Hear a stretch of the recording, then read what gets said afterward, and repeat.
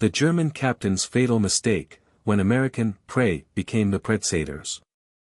The bullet hit the wall 6 inches from Corporal Jack Holloway's head before he heard the rifle crack.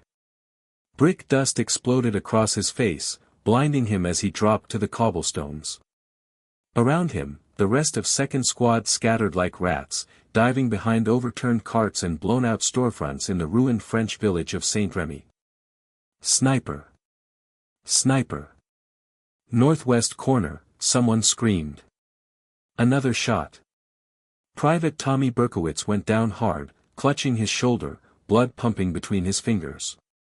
He didn't scream, just made this awful wet gasping sound that cut through the morning air worse than any shout. Holloway's heart hammered against his ribs. His hands shook as he pressed himself against the cold stone wall, trying to make his 6-foot frame disappear into the shadows. This wasn't supposed to happen. Command said the Germans had pulled back 3 days ago. Said Saint-Remy was clear. Said it was just a simple reconnaissance patrol to confirm the enemy had abandoned the sector. They'd lied. Or intelligence had screwed up. Again. Holloway. What do we do? That was Sergeant Frank Morrison, pinned down behind a burned-out jeep 20 yards away, his voice cracking with an edge of panic Holloway had never heard before. Morrison, who'd survived North Africa and Sicily, who never rattled, sounded terrified. Because Morrison knew what Holloway knew, they'd walked straight into a kill zone. Welcome to War Legends. If you love untold World War II stories that'll keep you on the edge of your seat, hit that subscribe button and turn on notifications. You won't want to miss what happens next. 8 minutes earlier. The morning had started quiet. Too quiet, Holloway remembered thinking as 2nd Squad rolled into Saint-Remy in the back of a deuce-and-a-half truck. The village sat in a shallow valley, surrounded by tree-covered hills that looked peaceful in the early September sunlight. No movement. No smoke. No signs of the German 352nd Infantry Division that had occupied the area for the past 2 months. Just empty streets lined with shattered buildings, their windows dark and hollow like the eye sockets of skulls. This place gives me the creeps, Private Eddie Sanchez had muttered, lighting a cigarette with shaking hands. Too damn quiet. Shut it, Sanchez, Morrison had snapped, but even the sergeant's eyes kept scanning the rooftops, the windows, the shadows between buildings. Holloway hadn't said anything. As the squad's assistant team leader, he'd learned to trust his gut, and his gut was screaming that something was wrong. The village felt wrong. Looked wrong. The kind of wrong that got soldiers killed. But Lieutenant Davies, their platoon commander riding in the truck cab, had waved them forward with the confidence of a West Point graduate who'd spent more time studying textbooks than dodging bullets. Standard sweep pattern. By the numbers. Germans are long gone, gentlemen. They'd dismounted in the village square, 12 men spreading out in a loose formation. Holloway noticed the church tower immediately, perfect sniper position, commanding view of the entire square. He'd opened his mouth to say something when the first shot rang out. Now Berkowitz was bleeding out in the street, Morrison was pinned, and Holloway realized with sick certainty that they weren't dealing with a lone sniper. This was an ambush. The invisible enemy. I can't see him. Private Luis Rodriguez hissed from behind a stone fountain. Where the hell is he shooting from? Another crack. The fountain's rim exploded in a shower of stone chips that peppered Rodriguez's helmet. He yelped and rolled away, scrambling for better cover. Holloway forced himself to think through the fear flooding his system. The shots were coming from elevated positions, but not the church tower, too obvious. The shooter was somewhere in the buildings on the north side of the square, using the ruins as a hide. Professional. Methodical. Picking them apart one shot at a time. Morrison. Holloway shouted. We need smoke. Now. On it. The sergeant fumbled at his belt, pulled a smoke grenade, yanked the pin, and hurled it into the square. Purple smoke began billowing across the cobblestones, thick and acrid. The German sniper put 2 rounds into the smoke canister, trying to disperse it. Smart.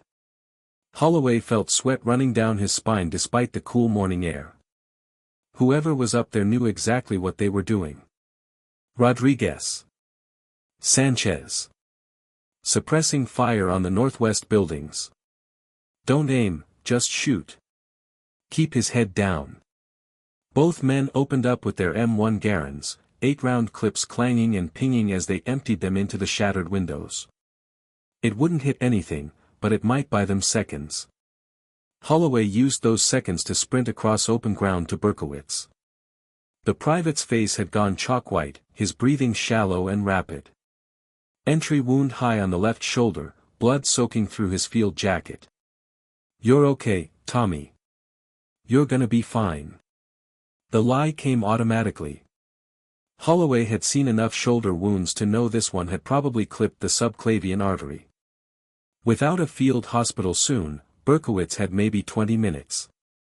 "I can't feel my arm," Berkowitz whispered. "Don't talk. Save your strength." Holloway ripped open a sulfa packet, dumped the powder into the wound, and wrapped it with Berkowitz's own field dressing, pulling it so tight the private groaned. Another shot snapped overhead. Too close. The German had them zeroed in. The second shooter. Holloway. "We got another problem." That was Corporal Dan Webster, the squad's designated marksman, pressed flat against the base of a wall on the east side. "There's 2 of them. I just saw muzzle flash from the bakery, 2nd floor." Holloway's blood went cold. 2 snipers working in coordination meant this wasn't opportunistic. The Germans had stayed behind specifically to ambush anyone who came to check the village. This was a deliberate trap, and 2nd Squad had walked right into it. "How many rounds you got?" Holloway shouted to Morrison. "Maybe 50. You?" "About the same." "Not enough." Not nearly enough to fight their way out against prepared positions. The German in the bakery fired. The round hit the wall 6 inches above Webster's head. The corporal didn't flinch, veteran instinct, but Holloway saw his jaw clench. Webster was one of the best shots in the company, cool under pressure, but even he was rattled. "We're sitting ducks out here," Sanchez yelled. "We gotta move." "Move where?" Rodriguez shot back. "They got every approach covered." He was right. The square was a perfect killing ground. Open terrain, multiple elevated firing positions, limited cover. Whoever set this trap knew infantry tactics inside and out. Probably Eastern Front veterans, Holloway figured. The kind of Germans who'd learned to fight in Stalingrad, where every building was a fortress and every window hid death. Holloway's mind raced through options. They could try to fall back to the truck, but that meant crossing 100 yards of open ground under fire from 2 angles. Suicide. They could hunker down and wait for help, but Lieutenant Davies had driven off in the command jeep 10 minutes ago to report to battalion. Help was 30 minutes away at best. 30 minutes they didn't have. The radio operator's secret. Holloway. Private First Class James Chen, the squad's radio operator, was waving frantically from inside a collapsed storefront. "Get over here. You gotta see this." Holloway hesitated. Chen should be calling for support, not playing detective. But something in the radioman's voice, urgency mixed with fear, made him low-crawl across 15 feet of exposed street, bullets kicking up dust around him. He rolled into the storefront breathing hard. "This better be good, Chen. Look." Chen pointed to the floor. Empty shell casings. Dozens of them. American M1 Garand brass, scattered across the rubble like dropped coins. Fresh too, the brass still gleamed, hadn't had time to oxidize.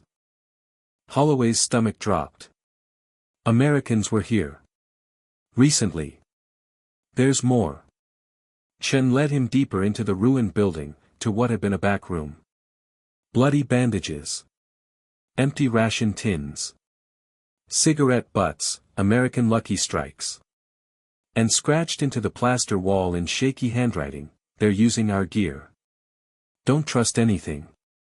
"Oh God," Holloway breathed. "You thinking what I'm thinking?"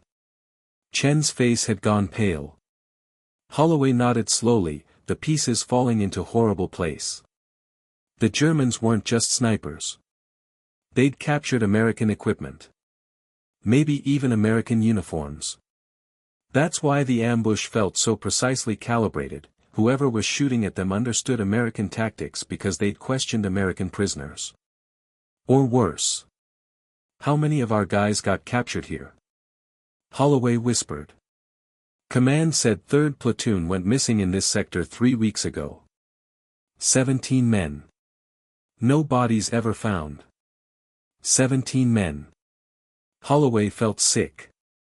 He looked at the bloody bandages, the desperate warning on the wall, and understood what had happened to them. Interrogation. Torture. The Germans had extracted every tactical detail before. He forced the thought away. No time for horror. No time for rage. His squad was dying in the square and he had maybe 5 minutes before the snipers wiped them out completely. Morrison's voice crackled over the radio, "Holloway. Berkowitz just stopped breathing. He's..." The transmission cut off mid-sentence. Not static. Not interference. Cut off. Which meant Morrison had either been shot or something had happened to his radio. "Morrison. Morrison, report." Holloway grabbed Chen's radio handset, but only dead air answered.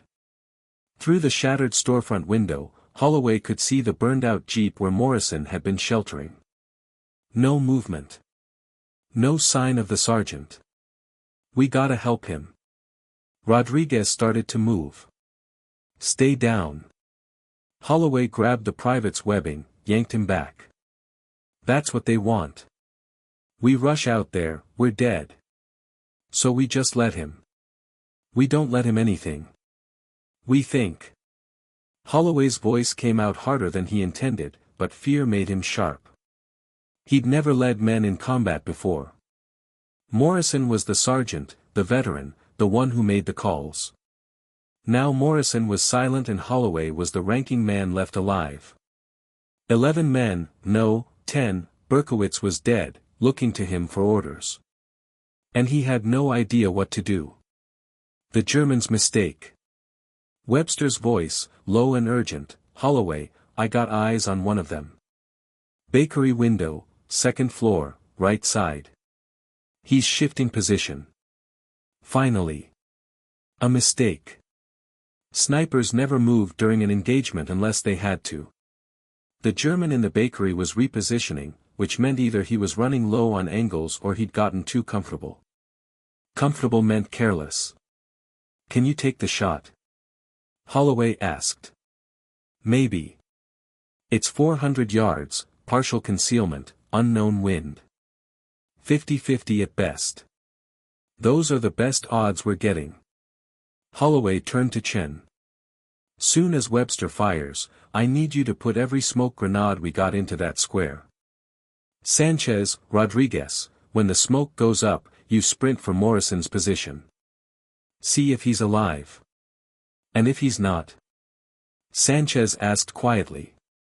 "Then you grab his ammo and get back here before you join him." Sanchez nodded. His hands were shaking, but his jaw was set. Good soldier. Scared but steady. "Webster, your call. Take it when ready." The corporal settled behind his rifle, breathing slow and even. Holloway watched him calculate, wind direction from the smoke drift, range estimation from the building height, target movement patterns. This was what separated marksmen from riflemen, the patience to wait for the perfect moment. 10 seconds passed. 20. Webster fired. The recoil rocked him back. Through the smoke, Holloway heard a wet thud and a strangled cry. Hit. Maybe fatal, maybe not, but the German in the bakery was out of action. Smoke. Now. Chen and 3 others hurled grenades. The square filled with thick gray fog. Sanchez and Rodriguez bolted, running low and fast. Holloway counted heartbeats, waiting for the second sniper to fire. The German had to know this was a rescue attempt, had to be tracking them through his scope. But no shots came. Why?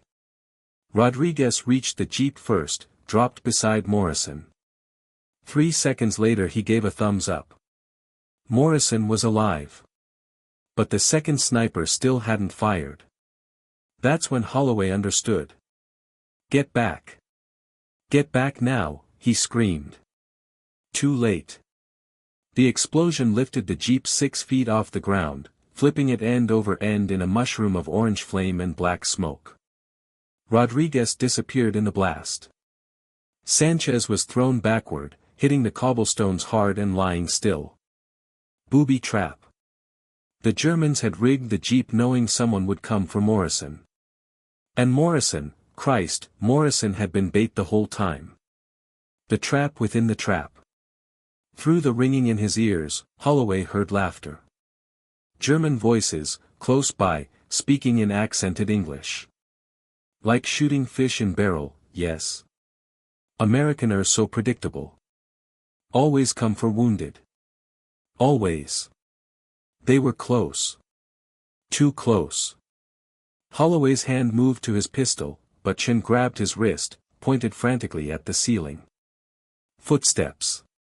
Directly overhead.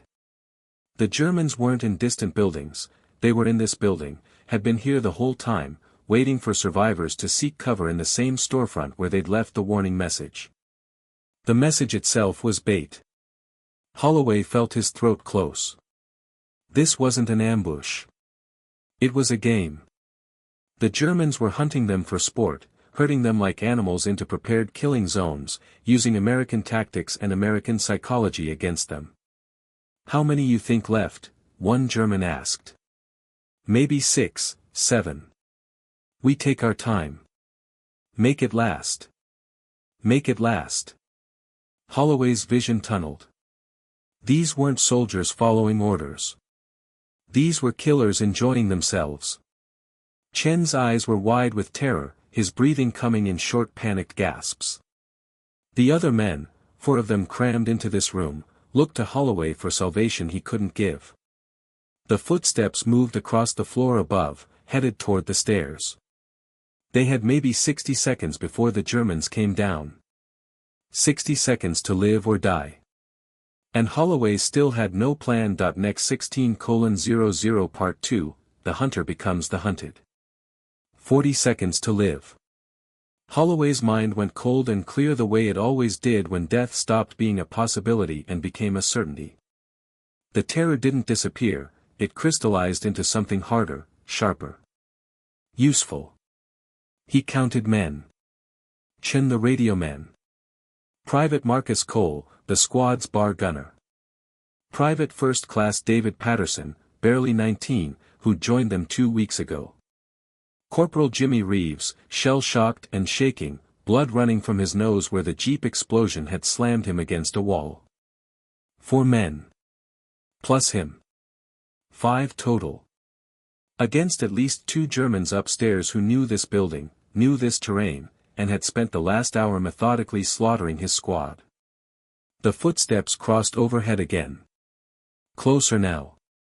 Deliberate. Taking their time. Make it last, the German had said. Holloway felt rage ignite in his chest, white-hot and purifying. These bastards wanted to play games. Fine. Let them play. He grabbed Chen's collar, pulled him close, whispered directly into his ear, when they come down those stairs, I need you to call in fire on our position. Chen's eyes went wide. What? Artillery. Everything battalion can throw. Danger close. Right on top of us. That's suicide. We're dead anyway.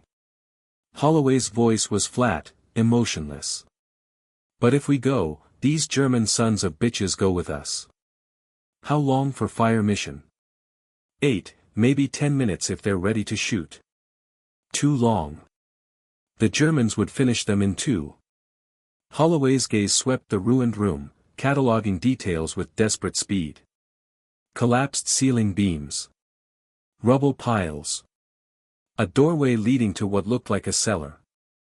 And along the back wall, half buried under debris. His breath caught. Piano wire. Coils of it, probably looted from the upstairs apartment before the building got shelled. Not much used to most soldiers, but Holloway had grown up in rural Kentucky where his uncle ran a butcher shop. He knew what piano wire could do to flesh. "Cole," he breathed. "Your bar. How many rounds?" "Full magazine. 20 rounds." Patterson. "Grenades?" "2 frags, 1 smoke." Not enough to fight their way out. But maybe, enough to even the odds. The footsteps paused at the top of the stairs.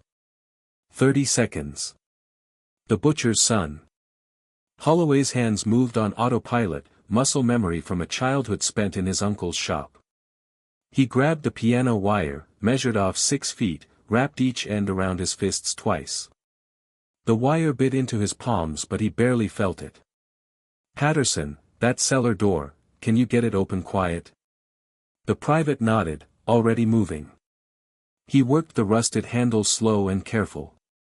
The door creaked once, everyone froze, but the footsteps upstairs didn't pause. Patterson got it open, revealing stone steps descending into darkness. Everyone but Cole, down. Now. Silent. Chen looked like he wanted to argue, but Reeves was already helping him move. Patterson went last, pulling the door almost closed behind them, leaving just enough gap to see through. Cole stayed with Holloway, the bar's heavy barrel resting on a pile of rubble, aimed at the stairway entrance. "What's the play?" Cole whispered. The big man's hands were steady on his weapon. Farm boy from Iowa, Holloway remembered. Probably killed his share of livestock. Knew about blood and death and the mechanical reality of ending life.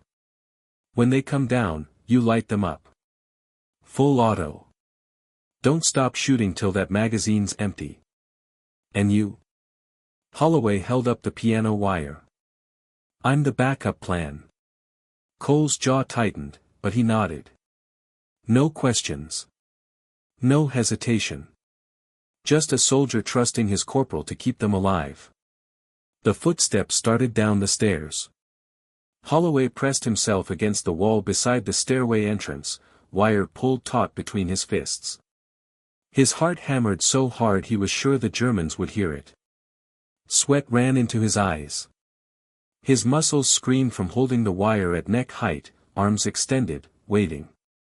The first German came around the corner.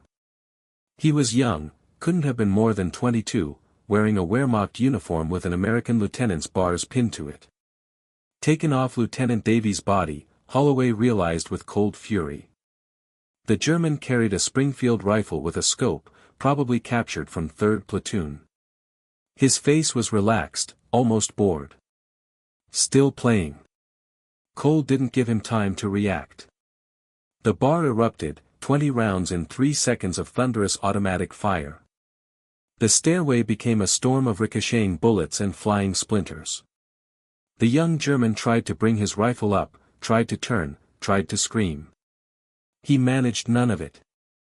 Cole's fire nearly cut him in half. The body hadn't finished falling when the second German appeared at the top of the stairs, weapon already up and firing. Bullets chewed through the room.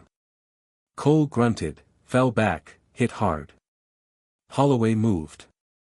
He came up the stairs in 3 explosive bounds, rage and adrenaline overriding every survival instinct. The second German, older, harder, with a face like cracked leather, tried to track him but Holloway was already inside his firing arc. The piano wire went around the German's throat. Holloway crossed his fists and pulled. The German's eyes went wide. He dropped his rifle, clawed at his neck, at the wire cutting into flesh. His mouth opened in a soundless scream. He was strong, thrashed like a hooked fish, slammed Holloway against the wall hard enough to crack plaster, but Holloway held on with the grim determination of a man with nothing left to lose. 20 seconds. That's how long it took. 20 seconds of desperate struggle while the German's face went purple, then gray.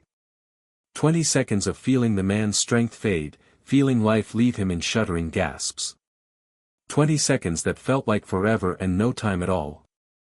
When the German finally went limp, Holloway held on for 10 more seconds. Making sure. Then he unwrapped the wire from his bloody fists and let the body drop. His hands were shaking. His whole body was shaking. Downstairs, Chen and the others emerged from the cellar. Patterson took one look at the carnage and threw up in the corner. Reeves just stood there, staring at nothing. Cole, Holloway started down the stairs, saw the bar gunner sitting against the wall, hand pressed to his side. Blood seeped between his fingers. "I'm okay," Cole said through gritted teeth. "Caught one in the ribs. Hurts like hell but I'll live." Chen was already breaking out the first aid kit. Holloway left him to it and moved to the window, scanning the square through the dissipating smoke. 7 bodies visible. Berkowitz. Rodriguez. Sanchez. 3 others from the initial ambush he couldn't identify from this angle. And Morrison. Still lying beside the destroyed jeep, not moving. "We got them all?" Patterson asked, voice shaky. "No idea." Holloway picked up the dead German's rifle, checked the chamber. Still loaded. He found 2 more magazines in the corpse's pockets. Could be a dozen more out there. Could be none. "We don't move until..." The radio squawked. Chen grabbed it. "This is 2nd Squad, over." "2nd Squad, this is Anvil 6. Lieutenant Davies' voice, crackling with static and distance. "Sitrep, over." Holloway snatched the handset. "Anvil 6, this is Corporal Holloway. We are combat ineffective. 7 Kia, 1 WA. Engaged hostile forces in village. Request immediate extract and medical evac, over." Silence. Then, "Say again your last, Corporal." "Thought you said 7 Kia." "Confirmed. 7 dead. We walked into a prepared ambush. Germans were waiting." Another pause. When Davies spoke again, his voice had changed. Harder. "Holloway, that village was cleared by reconnaissance yesterday. Intel confirmed no enemy presence." "Are you certain?" "Lieutenant, I've got 7 dead Americans in the square and 2 dead Germans upstairs." "I'm certain." "Stand by." The radio went quiet. Holloway closed his eyes, fighting the urge to scream. 7 dead. More than half the squad gone. And Davies was arguing about intelligence reports. "Corporal." Chen's voice was quiet. "Cole's bleeding pretty bad. We need that evac soon." "I know." Holloway opened his eyes, looked at his 4 surviving men. Chen, competent but scared. Patterson, green and probably traumatized for life after today. Reeves, staring at nothing, maybe concussed, maybe just broken. And Cole, gut shot and trying not to show how much pain he was in. This was what leadership meant. Not making brilliant tactical decisions. Not inspiring speeches. Just trying to keep people alive long enough for someone else to save them. The radio crackled again. But it wasn't Davies. The voice from the dead. American soldiers. The voice was German accented but clear. Speaking English with practiced ease. "You have fought well. Better than most. But you are surrounded." Holloway felt ice water pour down his spine. He grabbed the radio. "Who is this?" "My name is not important. What is important is that you understand your situation. You killed Johann and Klaus. They were good men. Good soldiers. Now their friends are unhappy. Through the window, Holloway saw movement. Shadows shifting in the ruined buildings across the square. How many? 3. 5. More. You're bluffing, Holloway said, voice steadier than he felt. Laughter. Dry. Humorless. Am I? Look to your right. The butcher shop with the green awning. Holloway looked. Saw a German soldier standing in plain view, weapon lowered. Just standing there. Confident. Unconcerned. Now look left. The church tower. Another soldier. This one with a rifle. Also making no attempt to hide. You see. We have you in crossfire. We could kill you all in seconds. But where is the sport in that? You have shown courage. Unusual courage. So I make you offer. What offer? Holloway's finger moved to the rifle's trigger. Leave your weapons. Walk away. You and your wounded. We will not shoot. You have my word as an officer. The word of a man who ambushed us under a flag of truce. There was no flag of truce. There was war. You lost. But you fought well, so I offer mercy. This offer expires in 2 minutes. After that, we kill you all. Your choice, Americaner. The radio went dead. Holloway stared at it, mind racing. 2 minutes to surrender or die. But the German was lying, had to be lying. You don't offer mercy to enemy soldiers in the middle of an occupied zone. You don't let armed Americans walk away to fight another day. Unless. It's a trap, Chen said quietly. Has to be. Maybe. Or maybe he's telling the truth. Maybe they just want the kill confirmed, want us to walk out so they can report to their commanders that they wiped out an American patrol without losing more men. Either way, we leave our weapons, we're defenseless. Patterson spoke up, voice cracking, but if we don't, we die here. He wasn't wrong. Cole was bleeding out. They had maybe 30 rounds of ammunition between them. And if the Germans really did have them surrounded? Holloway looked at Morrison's body in the square. At Berkowitz. At Rodriguez and Sanchez and all the others who trusted him, followed him, died under his command. No. Not his command. Morrison's command. Holloway was just the assistant, the backup, the guy who wasn't supposed to make these decisions. But Morrison was gone. And the decision was his. The impossible choice. 90 seconds, the German voice announced over the radio. Choose quickly, Corporal Holloway. They knew his name. How? Had they been listening to their radio traffic? Or had they questioned prisoners before killing them, learned the names, the ranks, the command structure? 3rd Platoon. 17 men captured 3 weeks ago. What had those men told their captors before they died? Corporal. Reeves finally spoke, his voice distant but clear. My daddy always said a man who surrenders stops being a man. Becomes property. Property don't got rights. Property just exists until someone decides it don't. Your daddy was a philosopher. Coal miner. West Virginia.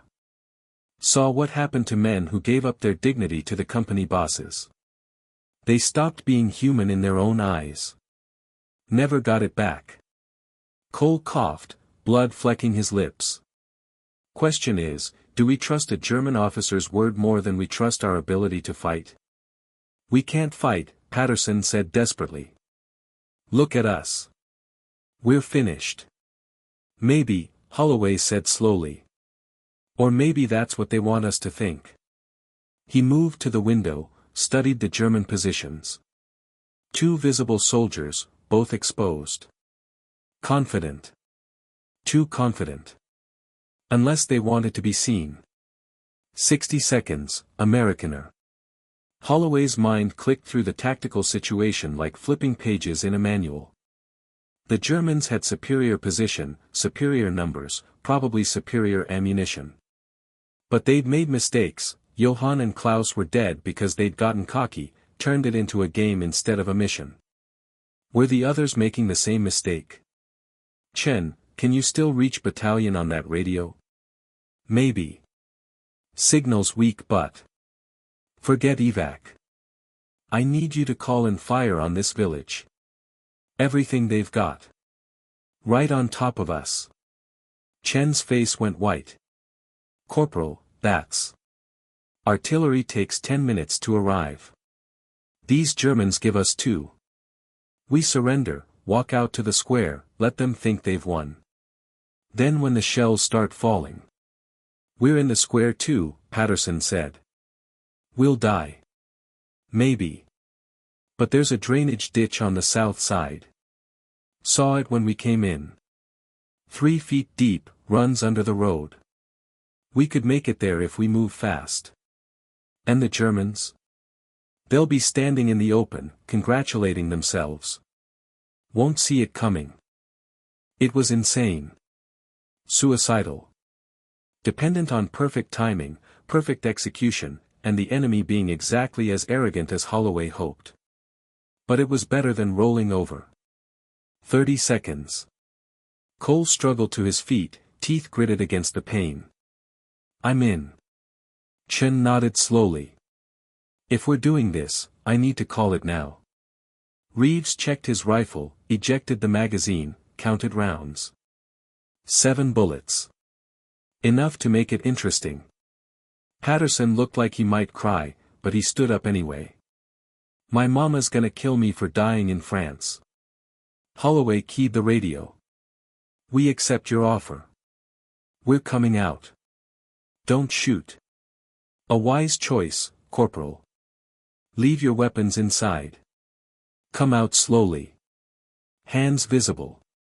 Holloway motioned to Chen. The radio man was already whispering into his handset, voice urgent and low, fire mission. Grid reference, danger close, everything available, execute on my mark. They stacked their rifles against the wall. Kept their pistols hidden under their jackets.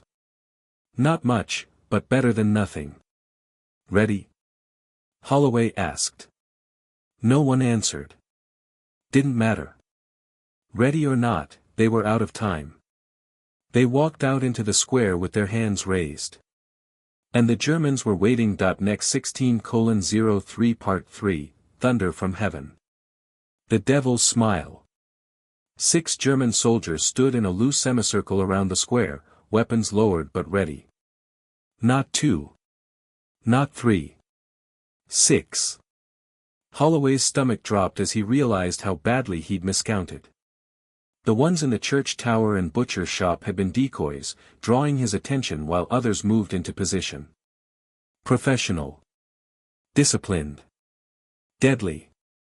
The officer who'd spoken on the radio stepped forward from the shadows of a collapsed cafe. He was tall, maybe 40, with iron-gray hair and a face that might have been handsome before the war carved lines of exhaustion into it.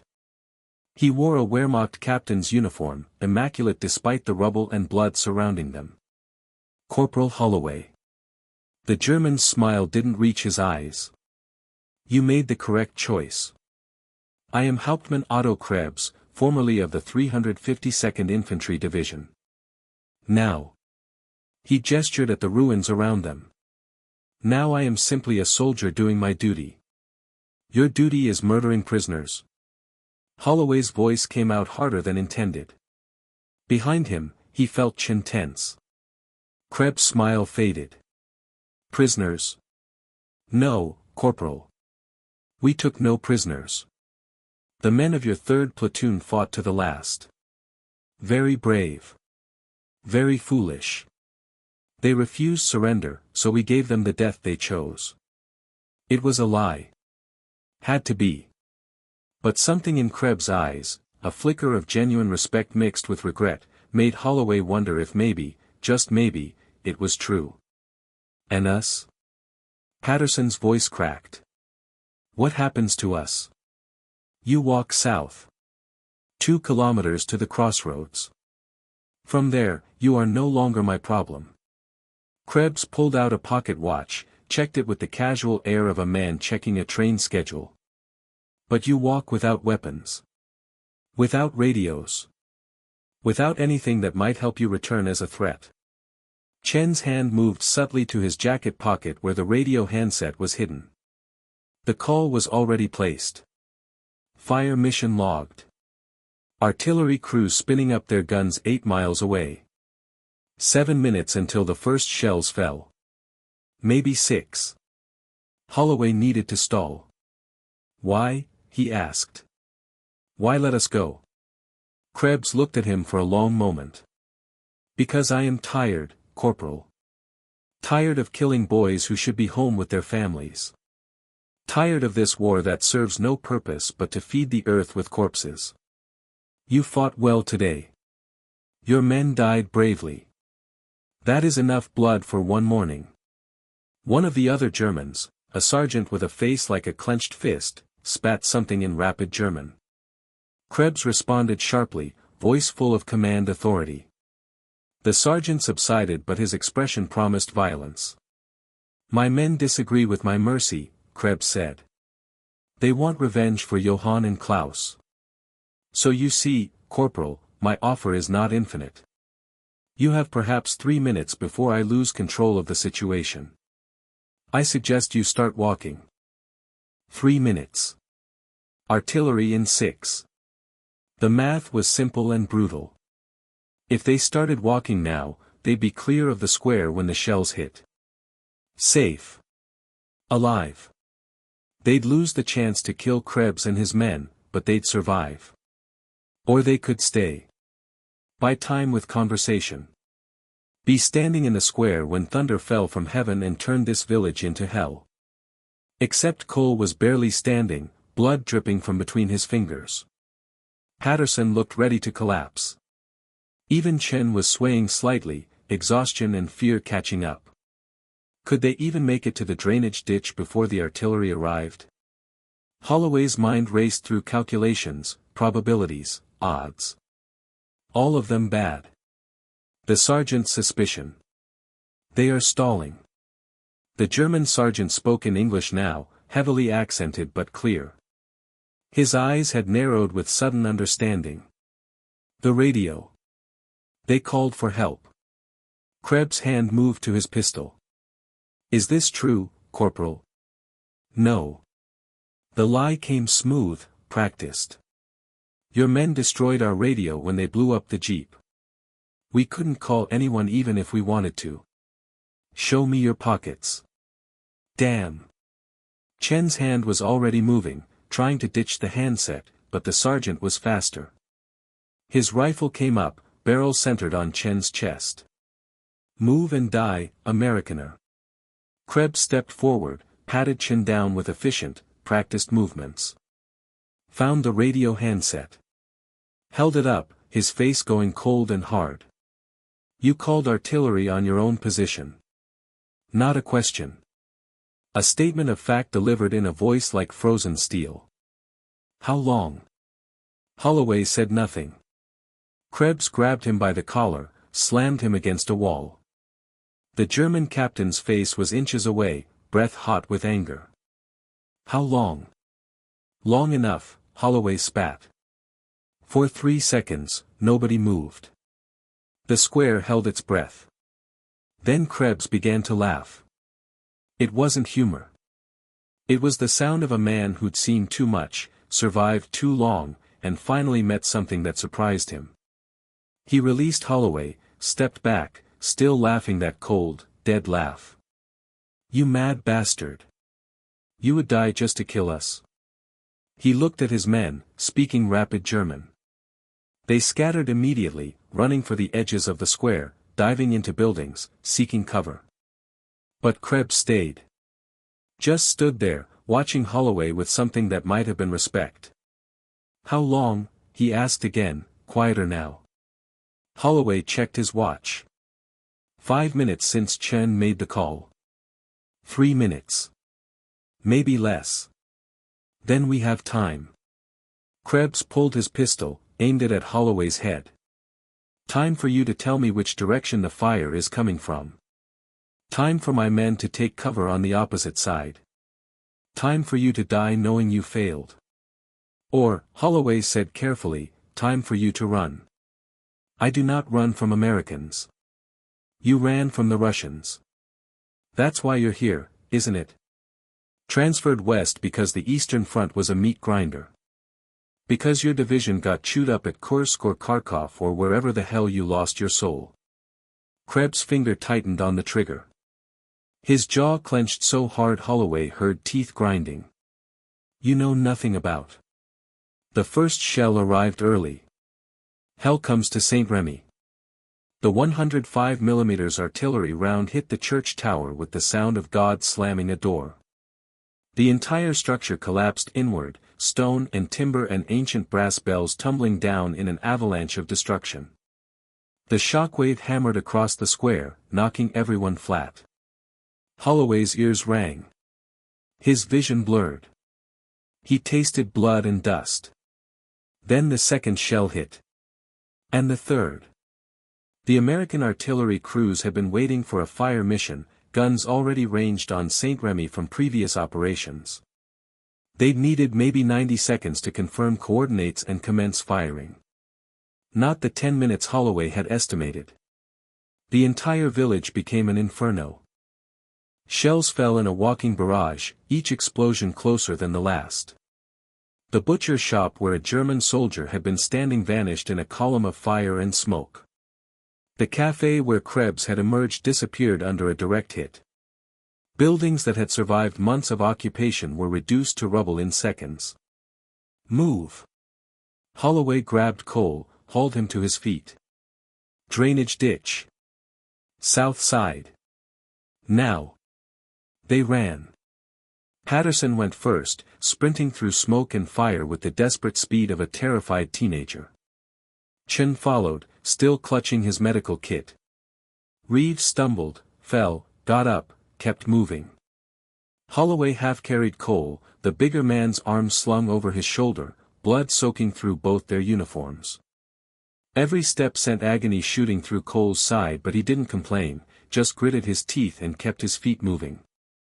Behind them, the German soldiers were scattering like insects under a boot. Holloway saw one get caught in a blast, saw him lifted off his feet and thrown 20 yards into a wall. Saw another firing his rifle uselessly at the sky, screaming defiance at the shells falling from heaven. Saw Krebs still standing in the middle of the square, pistol hanging loose at his side, watching the destruction with the empty eyes of a man who'd finally found what he'd been looking for. Peace through annihilation. The drainage ditch appeared through the smoke, a 3-foot-deep concrete channel running under the southern road. Patterson reached it first, dove in, rolled to make room. Chen followed. Reeves practically fell into it. Holloway shoved Cole forward. Get down. Cover your. The shell hit 15 feet away. The world turned white. Then red. Then black. Silence after thunder. Holloway came to with someone shaking him. Patterson. The kid's mouth was moving, but Holloway couldn't hear anything except a high-pitched ringing that felt like it was drilling through his skull. He sat up slowly. Every bone in his body ached. His uniform was shredded on one side, blood running from a dozen small cuts where shrapnel had peppered him. But he was alive. The artillery had stopped. St. Remy was gone. Where buildings had stood, there were only craters and burning timber. Where the church had towered over the village, there was nothing but a pile of rubble. The square, the killing ground where 7 of his men had died, was a moonscape of overlapping blast zones. Cole. Holloway's voice sounded distant, muffled. Chen pointed. The bar gunner was alive, unconscious but breathing. Chen had his hand pressed to Cole's side, trying to slow the bleeding. Reeves. Patterson. Both raised their hands. Alive. Stunned. Covered in dirt and blood but alive. 4 men left out of 12. Holloway pulled himself out of the ditch, stood on shaking legs. The village was utterly silent except for the crackle of flames and the occasional groan of collapsing masonry. No gunfire. No screams. No movement. Across the crater-torn square, a figure was crawling through the rubble. German uniform. Trying to reach a rifle lying just out of reach. Holloway's hand moved to his pistol. Found it still in his holster, somehow undamaged. He pulled it out, checked the chamber. Still loaded. He walked across the square slowly, picking his way over bodies and debris. American bodies. German bodies.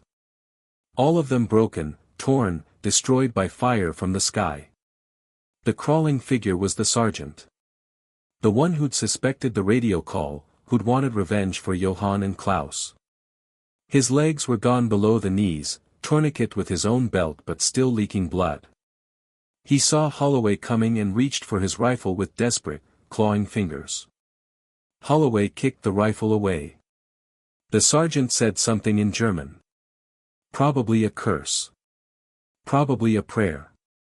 Hard to tell with a man dying in 3 different languages. "Where's Krebs?" Holloway asked. The sergeant laughed, a wet, bubbling sound. He pointed toward the center of the square. Holloway found the German captain 10 yards away, half buried under rubble from the collapsed cafe. Only his upper body was visible, pinned under a massive wooden beam. He was alive, eyes open, watching Holloway approach with that same tired expression. "You won," Krebs said quietly. His English was still perfect despite the blood running from his mouth. "Congratulations, Corporal. You killed us all. You killed my men first. War killed your men. War killed my men. War kills everyone eventually. We are just." He coughed, red foam on his lips. "We are just the ones who die today instead of tomorrow." Holloway raised his pistol. Aimed at Krebs' head. His hand was steady. His conscience was clear. This man had orchestrated an ambush that killed 7 Americans. Had toyed with them, hunted them, made it into a game. He deserved to die. But Holloway found he couldn't pull the trigger. "Do it," Krebs said. "Please. I am so very tired." "Where are the rest of your men?" "Dead. All dead. It was only 6 of us left from the entire division. We stayed behind to slow your advance. To buy time for others to retreat." He smiled that cold, empty smile. "We bought perhaps 1 day. Perhaps less. Not much of a trade for 6 lives, yes. And 3rd platoon? What happened to them?" Krebs' expression shifted. For the first time, something like shame crossed his face. "They fought. We offered surrender. They refused. So we." He trailed off, looking away. It was not clean. It was not honorable. But it was war. Did they talk? Before they died? Some. Not much. Americans are stubborn. Krebs coughed again, harder this time. When he spoke again, his voice was barely a whisper. "The young lieutenant. Davies. He begged. Told us everything about your unit, your strength, your routes. He thought we would spare him." Ice formed in Holloway's stomach. "Did you?" "No." The pistol in Holloway's hand felt very heavy. "You are wondering," Krebs said, "if I deserve mercy. The answer is no. None of us deserve mercy. Not you, not me, not any soldier who has killed in this war. We are all damned. The only question is how we face our damnation." Holloway lowered the pistol. Krebs' eyes widened. "You will leave me here? To die slowly?" "No." Holloway pulled a morphine syringe from his first aid kit, jabbed it into Krebs' arm, pushed the plunger. I'm going to let you go the same way you should have let 3rd Platoon go. With dignity. The German captain's face softened. For just a moment, he looked young again. Almost human. Thank you, he whispered. Holloway walked away.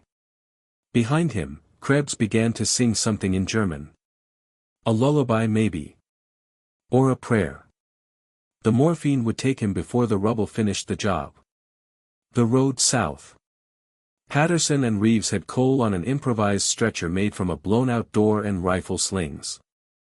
Chen walked beside them, one hand keeping pressure on Cole's wound. The big gunner was unconscious but stable. They moved south through the ruins, stepping over the dead, trying not to look too closely at faces they might recognize. Corporal. Chen's voice was quiet. What do we tell command?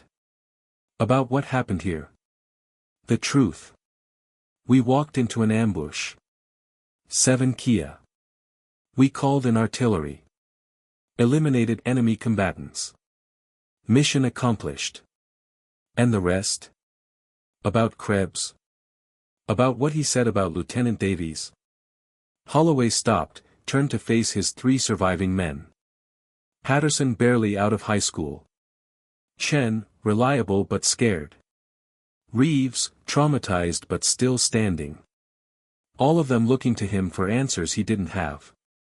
Davies is dead, Holloway said finally.